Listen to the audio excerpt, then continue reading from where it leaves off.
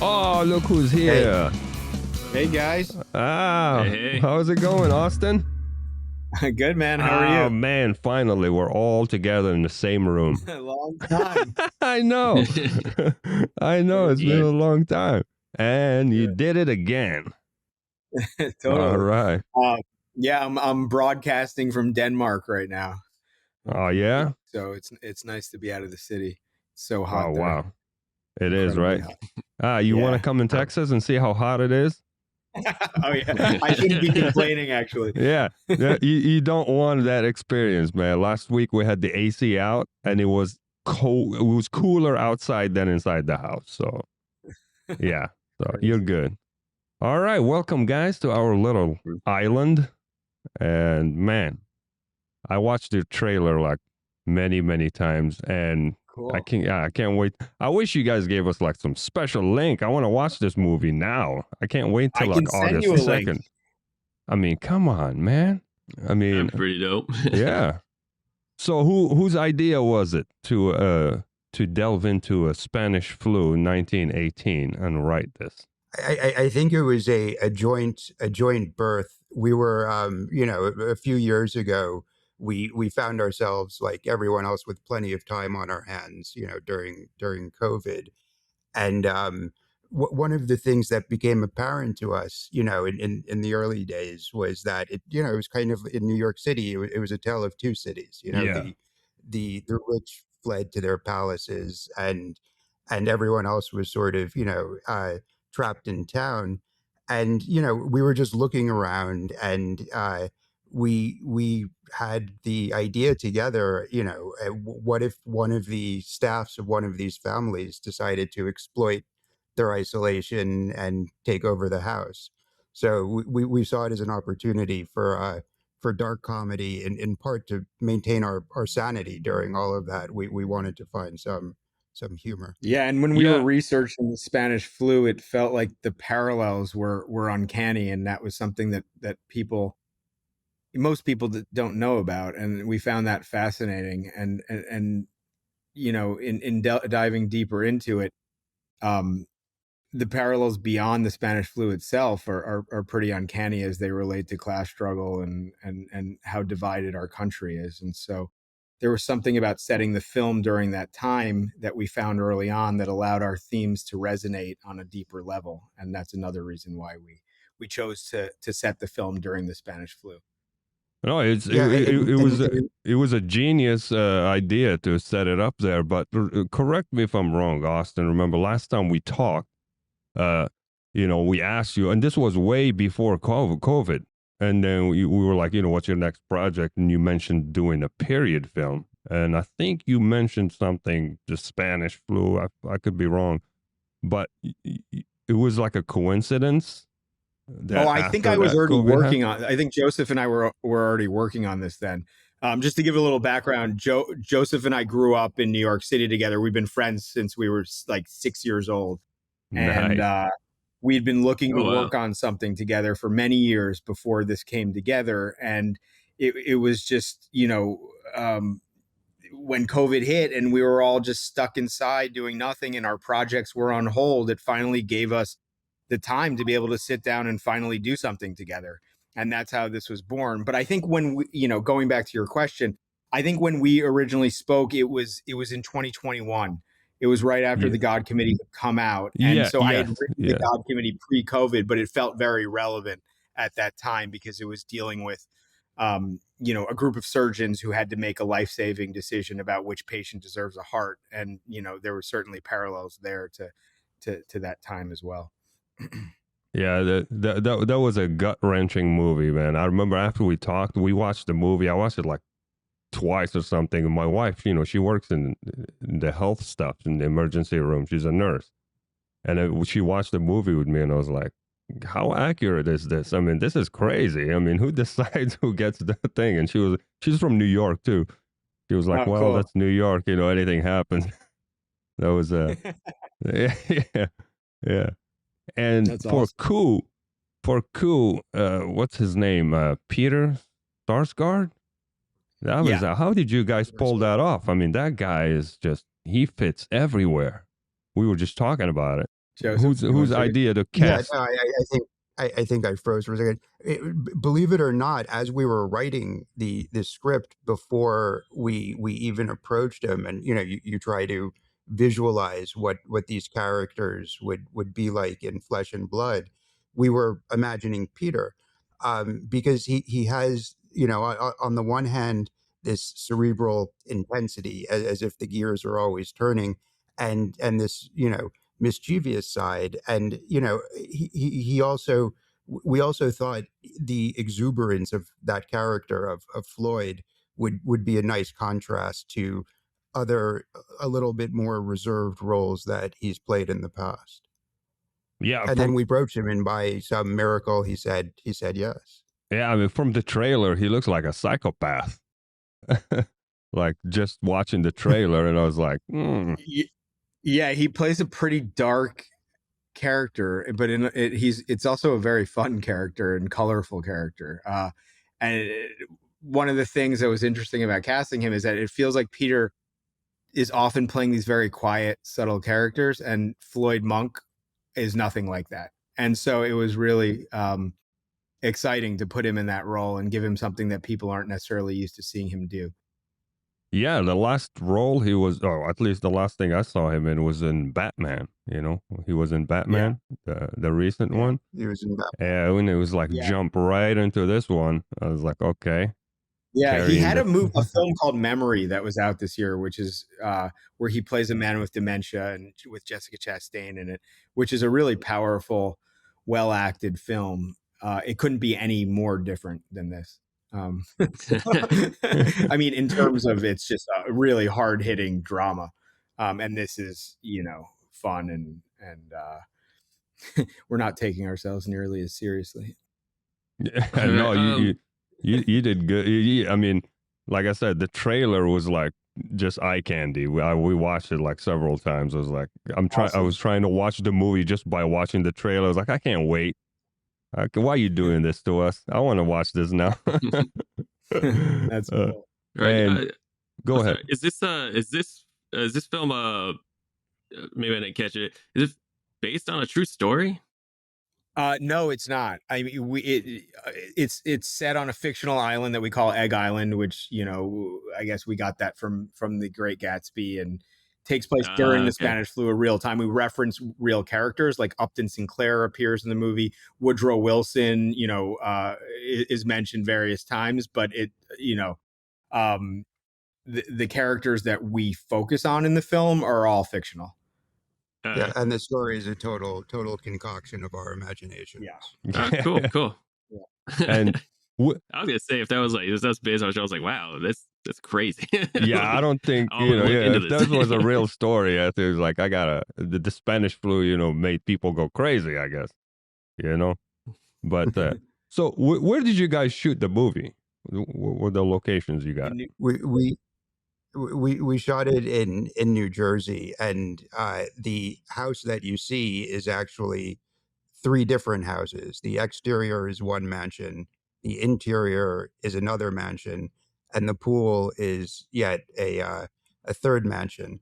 And if you've never been to New Jersey before, it looks exactly like that. All of New Jersey is this. I've never been to New Jersey. I've been to New York. Yeah. New Jersey is notorious for not looking that way, and most of it doesn't look that way. But there is a pocket that we found when we were scouting that's laden with these Gilded Age mansions. So we were sort of we were happy to find a few of them in such close proximity. And how long did the principal photography took? We shot 23 days, and then we did a B-roll day as well. So pretty tight. We were fortunate to be in few locations, and that's how we were able to pull it off. Because really the challenge with any indie film is that likely you don't have more than 25 days. And in that amount of time, if you have a lot of locations, it just kills you. Like doing company moves just gives you less time to shoot. And it's really hard to make a good film with a lot of locations. not a Yeah, lot of we days. understand that, we are at the bottom of the indie level, man. When we shoot, it's like you got one day. How can we keep this in one space, one location, next to the pool? Shoot, go. You'll never come back. Yeah, Yeah, exactly. yeah. Yeah, no, I mean, it's anytime an independent film gets made and seen by audiences, it's a miracle, because it really is one of the most difficult things to pull off, as you guys know. Yeah, oh Very yeah. true. We Very true. did like a short film not long ago, me and Tim here, and we shot it like in my house by the pool, one locations, and we're like, let's experiment with some CGI so we can cheat our way out of this. And Yeah. one day, one weekend, and finished, and of course, we got drunk by the end of the movie because we were using, Well, we were I want to see it. literally using real liquor. Can we see it? Is there anywhere we could check it out? Oh yeah, yeah. I'll send you the link. It's it's a comedy Please. thing. We were making fun of one topic. It's like, what if? And yeah, it didn't end well, but it was cool. Yeah, Cool. yeah. And Yeah. do we get a chance to read the script? I want to see the script that you guys used to film this. Yeah, we can send you the Sure. script. We don't get asked that very often these days. but Yeah, we would love- Actually, never. You're the first. Yeah. Oh yeah, Believe it or not. I'm interested in the intricacies. I mean, we're students of the film. We're learning, like want to see something like this, and I was like, I want, because the way I write the scripts, I'm pretty sure it's completely not up to code with whatever is standard. But I wanted to see, like, read how did you guys, wrote your movie, and then how did you transpose it into, like, footage. That would be a cool. It's a lesson. Yeah, we'll send it. Yeah. I'll send it to you when we get off. Yeah, it's because a lot of these times, I mean, the great moments that you see on screen are actors in the moment listening to one another, Yeah. not necessarily saying the lines, but digging beneath and whatever is coming to them in that moment, embodying the subtext rather than the text. So and those spontaneous things, obviously you can't plan for them, and obviously on such a tight schedule, they it's a challenge to achieve, but they did it. I mean, because their artistry was on full display, but to see where it departs from the script is definitely that was my next lesson. question. Like, Austin, is like, how strict are you as a director? Is like, when you have a script with adhering to like the very word to word, or what's your approach on that style? I mean, it's really. I think in our ideal world, the film would be pretty close to the script that we wrote, but you end up and for better or for worse, you end up adapting it to your locations, to how your actors are vibing with the material, to notes that you get from them, from your producers, and so I like to think, and part of the challenge of being a good director is being able to control that and figure out which ideas are worth implementing, and being able to see ways to use all of this feedback, because you're going from the script where it's just you alone writing, and then suddenly you have 100 people on set and everybody has an idea, and part of the challenge is, and what makes it fun as well, is using that energy to improve your art, your vision. And so what I will say is that I think our film is relatively close to the script that we wrote, but is it the same? No. And I think it's better for that collaboration. Out of curiosity, do you ever have like moments like you have the script and you wrote a scene, and then but the first time you run it with actors and you be like, the dialogue, it sounds good on paper, but when people are actually saying it, it doesn't land? Yeah, I have had that on a couple of different times on different films, and on this film particularly, I think Peter Sarsgaard, he likes to improvise, and I remember one or two scenes feeling a bit flat during our rehearsals that he was able to improv and really improve them, and so that was great to see. I had another situation on another film years ago where we had a scene that on paper really seemed like a great scene, and it just was not working. And I did what I could on the set, but I never completely was able to save that scene. I noticed the theme, the subtle theme, like in the movie, like you said, you have like the class struggle, like the class divide. Is there a commentary there about, the current situations that we're going through? Well, I mean, the ending sort of gives our commentary on on the classes. But Joseph, do you want to elaborate on that? Yeah, sure. I mean, it's. I mean, when you see the movie, you'll definitely see parallels to the present, and that's absolutely intentional.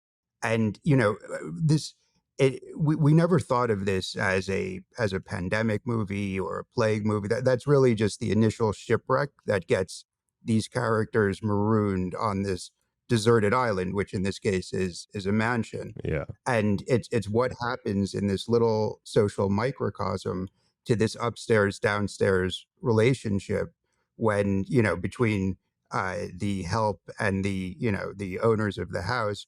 What happens to that when civilization stops functioning, if only for a brief while?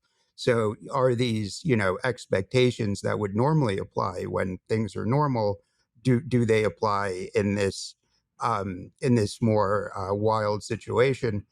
And yeah, I mean, so it definitely, the corollaries to the present are more than intentional, and at root it's this civilization versus savagery divide and the comedy of that upstairs downstairs relationship. And I think in these large scale emergencies like COVID, it does show the fault lines of the American class system with a candor that is otherwise more hidden than you would find in everyday life. So yes. You couldn't have picked the perfect time with what's going on right now. So I guess your movie is going to land with a punch. That's the hope. That's definitely the hope. Yeah. We have it's opening in 100 theaters and in all over the US on August 2nd. So we're hoping anyone listening to this will come out and see it in a local theater. So we don't worry. We're gonna drag everybody and anyone we know into it because it's worth it. It's opening in Texas, in multiple cities in Texas. So yeah, I do know that. Awesome. Definitely be on the lookout for those. Awesome. And I wanted to go back real quick at Austin. Like, how with your directing, are you, when you're directing an actor, like, are you more like hands-on, if you will, for lack of a better term, on them on certain things, or do you like to like let them kind of like just go loose with the script for the most part? I'm not hands-on, and the way that Joseph and I worked, we weren't hands-on in the way that we were that like incredibly prescriptive. We would work through the scenes and rehearsals and really hear the actors out, listen to their ideas, be very open to what they were doing with blocking. And by the same token, if that wasn't working for us, we were very careful to cut off. If we were veering in weird directions, we were very careful to cut that off quickly and explain exactly how we envisioned it and what we wanted out of the character and out of the scene. And so I think that worked well. But I think you do need that initial, beat of exploration where you allow the actors to interpret the scene how they interpret it without you putting your own stamp on it, and see where they take it. Because oftentimes they'll come up with cool stuff and you'll love it. And you'll be like, you know what? I hadn't pictured it that way, but that's actually better. And so without letting them do that first, then you never have the chance to have somebody else you're collaborating with really add something to it. Let them play with the idea and then start cutting, if you will. Yeah, like exactly. Then... Exactly. Like when you go in for rehearsals, just they have the script. You've had your conversations about the character, obviously, to get them on board. But, when you start reading through the scenes, like no direction, just let them do their thing and then ask them why they made those decisions. I noticed that you played that scene like you were slightly jealous of, your ex. Like, why did you do that? Like, why did you decide to play it that? And you kind of explore that and take it from there. The best moments are those that happen spontaneously Yes. between these actors, and by definition, you can't really plan for spontaneity except to maximize a creative freedom that the actors have. And it's that versus this insanely tight schedule that we're on. I mean, ideally, we would be there for the whole day on a scene and just make sure we can, get every angle and then refine the ones. But on this schedule, like the real tug of war is making your days, versus making, as best you can, a masterpiece where no angle. So it's that balance where it's the crunch of time versus, perfection. Right. This is probably like where we don't know how production at that level works, but out of curiosity, is the rehearsal time happens before you start filming, or is it like included in the principal photography time? How do you do the rehearsal? We had a week of rehearsals before we started shooting. So we did our 23-day shoot. Before that, we had 5 weeks of prep. And the first 4 weeks were mainly spent with our crew. And the last week we had the actors in. And so we were rehearsing every day with them before. And so we went through all of the key scenes with them, and we did them individually. Like we'd work with just Peter or just Billy Magnussen or just Sarah Gadon. Then we'd bring them together and do combos. And we went through all of the important scenes. And then when you get on set, you have time for, your blocking, and you can rehearse a little bit. Generally we're shooting the rehearsals because digital doesn't really cost anything.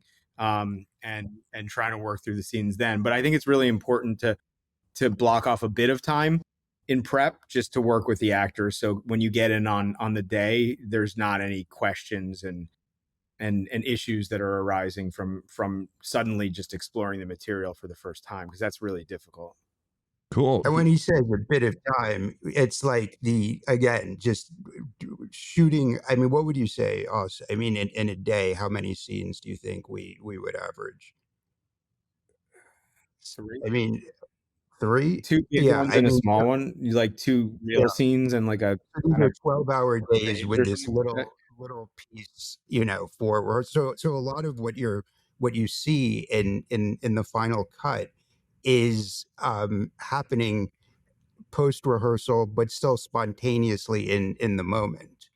If that makes any sense, because I mean, where's the real line between rehearsal and the real thing, other than the camera rolling? So and it's again, it's like that spontaneous moment is what can't be planned for, but is what we try to do our best to allow to happen. That's cool. So you don't rehearse like every page of the script. You just pick all the important moments. pages, the important scenes. Not Yeah. every single scene, but we had enough time in prep to go through all of the ones that we felt like needed to be spoken about.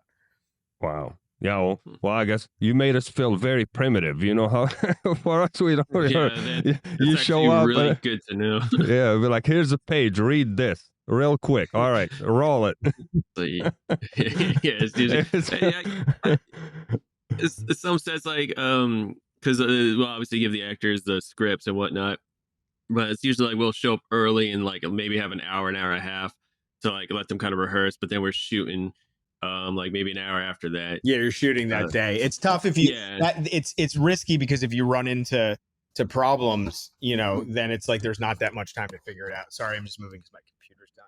Yeah, so a lot of our shoots are definitely like that. Like you'll see it, and then the actor will kind of have to come in our own head. But if we're doing any improv or like you said, let them play with it, it's usually that day. Yeah. Which one of the things though that is kind of necessary to get down is the blocking. So we do a blocking rehearsal, so we know how to then light the scene and almost strategically plan which angles in what order we're going to do. So how was the movie received in Venice? How did you guys do? Yeah, Venice went really well. Felt like the audiences really responded to the film, and the press that saw it seemed to very much enjoy it. And so I would say it went as well as we could have reasonably hoped. Yeah, I hope it gets good receptions, because I think the GOT committee, I don't think it got enough appreciation as it should. Well, thank you. At least what I was aware of, and I was like, how come nobody's talking? Because the subject was really, it took me by surprise. It's just tough to break through the noise. The God Committee ended up, critically it did fairly well, and it ended up, Netflix ended up buying it, and when it went to Netflix, it became one of the top movies for like a month. And so that was really cool to see and gratifying. Yeah. But during the theatrical, and granted, it was that release was a day and date release. So it was in theaters and on demand on the same day. And so it's really, with that, it's pretty much impossible to do well theatrically. And so, it really caught fire when it got to Netflix. With this film, we're opening exclusively in theaters. It's getting a much larger theatrical release. So we're hoping that we could, make some noise from the outset during the theatrical. And then later on, it's going to be on Hulu, and that'll be cool to see as well. So we do think it's going to reach an audience, and we're hoping that we reach the audience during the first window, which is when it's in theaters. Yeah, I think we need more movies like that. It's just, it's hard now to skim through and try to find something with substance, to enjoy and stuff. There's too much garbage, lack of better word, to sift through. And also, the climate and the condition of the situation, what's going on and all that. You need things that makes you a little bit think, or, it gives you a parallel. This is a cool movie because it's fun, but it also offers meaning if you're looking for it. So it has a social commentary, but at the same time, if you're not in the mood for that, you don't, it works on that other level where it's just like a fun movie. And as a comedy, albeit a darker comedy, it's best enjoyed with a audience.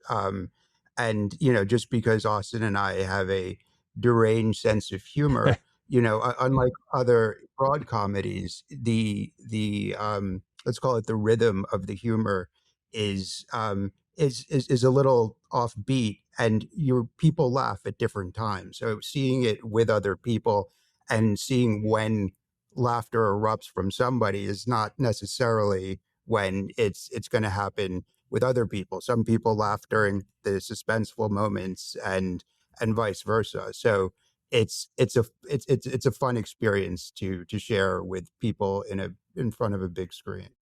Wow, that is very true.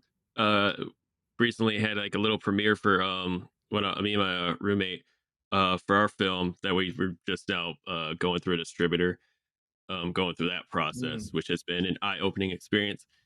But we just basically rented out a theater for all the cast and crew to watch the film and whatnot. And I would say that experience, like, it's different because like we film it, and then I'm the audio guy, so I'm doing all the audio and the re-recording and all that stuff, and he's doing all the like actual edits and whatnot. And it is interesting to see what hits and what lands and what doesn't when like you're in the theater and everyone's sitting there watching and laughing at things you didn't think was funny, and then things you'd be surprised that someone like certain jokes land or whatever the scene is. So yeah, that's definitely an eye-opening experience. It was astonishing because we went through periods of test screening to see if what we're communicating makes sense to anyone but ourselves.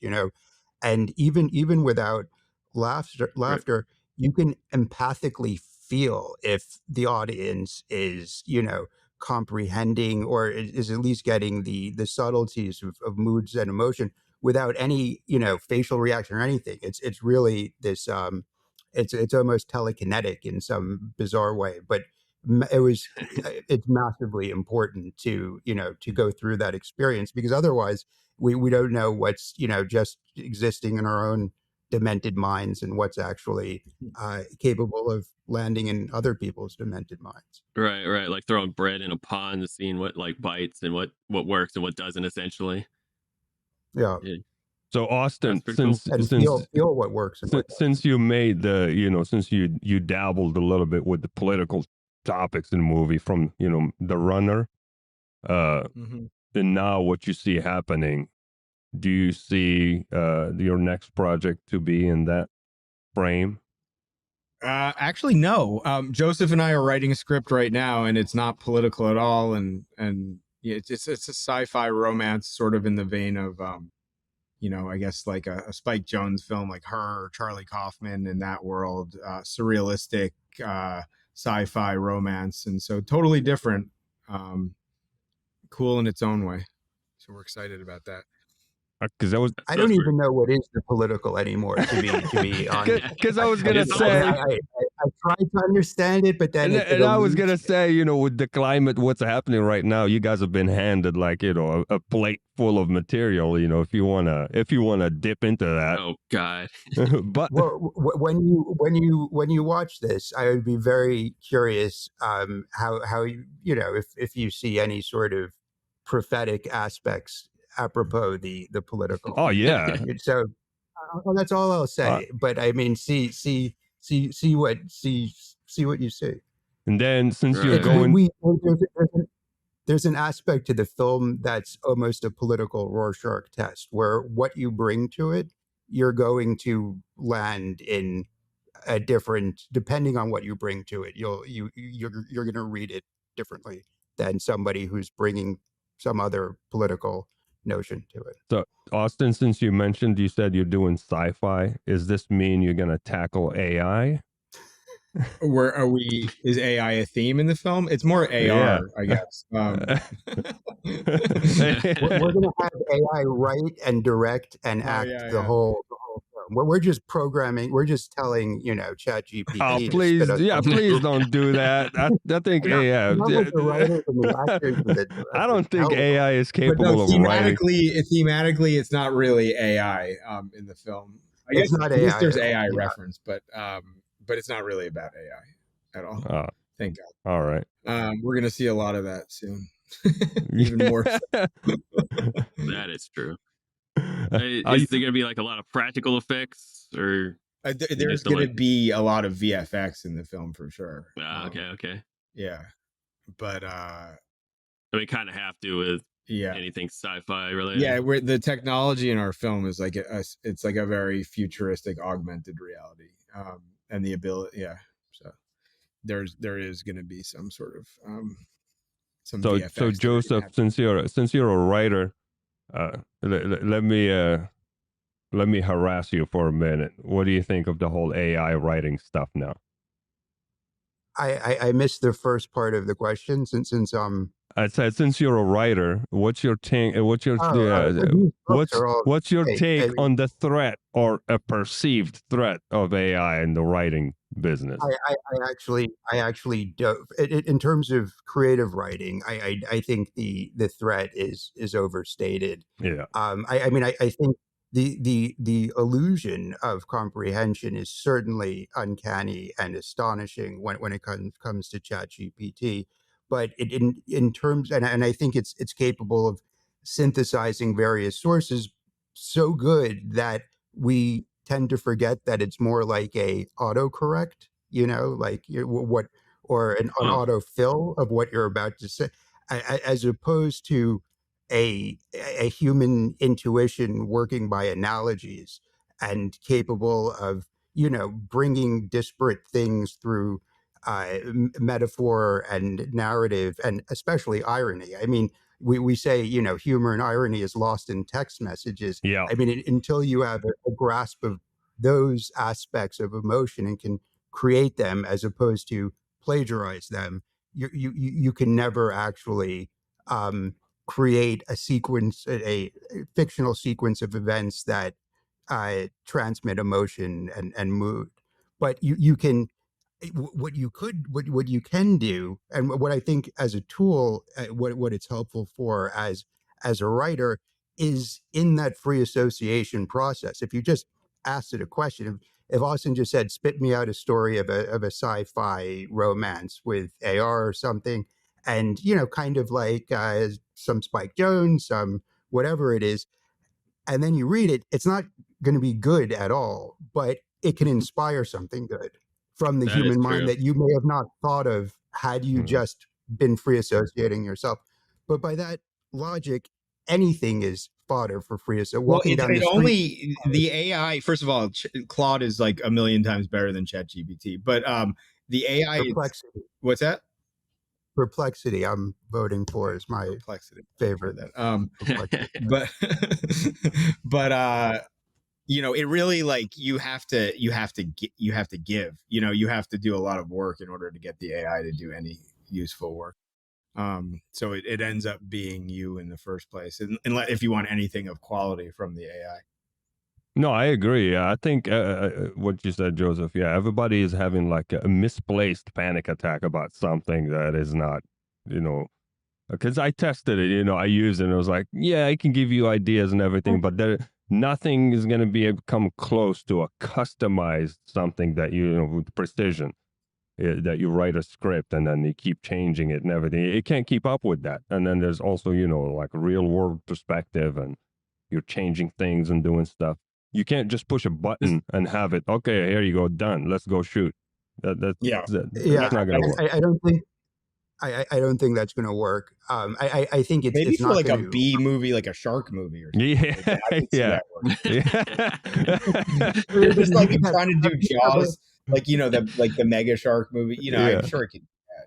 Wait, is that how Sharknado became? Yeah, like something like that. If you're like, well, that's the thing. I mean, you need the sharks plus the NATO. You need the I know, but if you have a concept, you're like, all right, we're going to do a movie that's like Jaws with bigger sharks that have been like genetically modified, and write me a script, and the protagonist. I'm sure it could probably handle that. At that point, it's just okay, but it's a good example. So, but I think there's and especially those movies and B horror movies. It's one of the most self-aware genres that's aware of from Scream, even Texas. It knows it's a movie. Even with this, the trilogy that's out now. But I think there are elements of parody in that self-awareness that's in Sharknado and in Snakes on a Plane. It's so having fun with being You're talking about the successful ones, though. I mean, if you're just talking about writers losing their job, like, it's probably capable of doing all the shitty ones that, like, you see. Anyway. Okay, but I mean, I would say even at least the shitty ones I've seen, whose name because they're shitty, I don't even remember. I still think there's this element of crazy gore self-parody, and that tonality, can't be brought by an AI. Like, that's the human aware. It's a human aware that he's writing in a genre, aware of itself as a genre, and there's some meta thing going on that. AI, but I think other people should be afraid of AI. Google should be afraid of ChatGPT and I mean, I think, like you said, it was right. I mean, it can come up with a lot of plot points for you, but here's the weak point: AI and all that stuff, they can never handle dialogue. Dialogue would be the fall pit for it. I mean, we're talking here, and we can have the same conversations, pause again, come back, and we will say different things, different words. And all of us here, we can write that script, and then we can keep like circling around it. There is no formula to land that thing. You can't capture that. It's impossible. Yeah, so, agreed. Yeah, that's where it all lands. And, like that classic trying to write for a sibling but never had a sibling. Like, hey, bro, or hey, sis, what's up? Like, nobody says that to their sibling. And no human being talk like that. Yeah. Oh man. What's up, sis? Well, thank you guys so much for popping up. And thank you guys for popping. Thank you Spread so much. The word about COUP August 2nd in a theater near you. And if for some reason it's not in a theater near you, then it's on VOD September 2nd. Yeah. So. And I expect a link to watch this film. Yes, tonight. I'll send you a link. Send us your film. We'll check it out. Yeah, we expect a link too. Hey, or maybe next time next time we'll come and visit you in New York, man. Awesome. Yeah, totally. If you come in, let's get a drink. I'm gonna come in, have a drink, and I'm gonna pitch you a movie so you can produce my film. Awesome. All right. Let's do it. Yeah. All right, guys. And Joseph, I'm gonna send you my script. I'd love so you can laugh at it. I'll give it to the AI and I'll so you can laugh. tell the AI to, Thank you so much, and we'll see you Thank next you guys. time. You too.